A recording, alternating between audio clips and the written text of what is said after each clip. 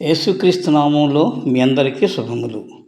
ఈరోజు మనము లూకా సువార్త నుండి ప్రశ్నలు మరియు జవాబులు తెలుసుకుందాం. 1.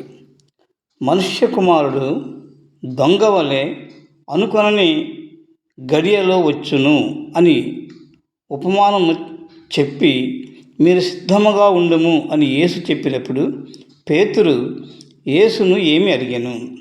జవాబు: అప్పుడు పేతురు, ప్రభువా, ఈ ఉపమానము మాతోనే చెప్పుచున్నావా లేక అందరితోనూ చెప్పుచున్నావా అని అడిగాను. 2.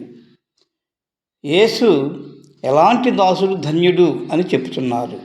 జవాబు: యేసు ప్రభువు ఇట్లా నేను తగిన కాలమున ప్రతివానికి ఆహారము పెట్టుటకు యజమానుడు తన ఇంటి వారి మీద నియమించినట్లు నమ్మకమైన బుద్ధిగల గృహ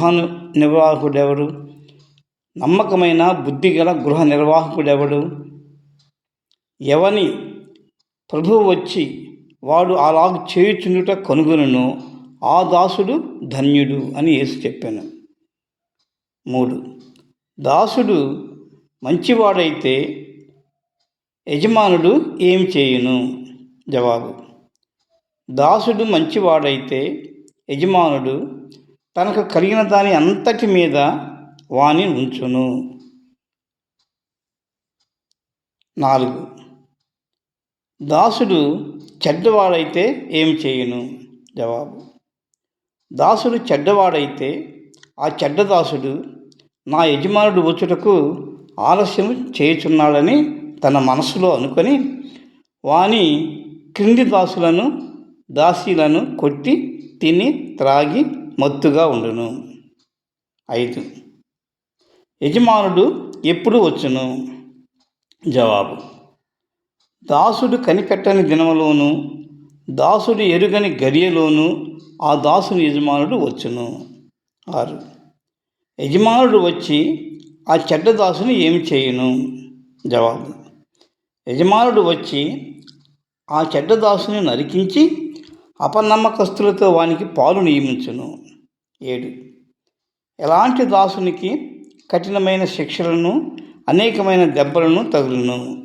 జవాబు: తన యజమానుని చిత్తము ఎరిగిండి సిద్ధపడక అతని చిత్తము చొప్పున జరిగింపక ఉండువానికి కఠినమైన శిక్షలు అనేకమైన దెబ్బలను తగులును. 8. కొద్ది దెబ్బలు ఎవరికి తగులును? జవాబు: తెలియక చేసిన వారికి కొద్ది దెబ్బలే తగులును. 9. ఎవని యొద్ద ఎక్కువగా తీయజూతురు? జవాబు: ఎవనికి ఎక్కువగా ఇయ్యబడునో వాని యొద్ద ఎక్కువ తీయజూతురు. ఈ వీడియో మీకు నచ్చినట్లయితే లైక్ చేయండి, మీకు తెలిసిన వారికి షేర్ చేయండి, సబ్స్క్రైబ్ చేయండి, కామెంట్ కూడా పెట్టండి. Thank you.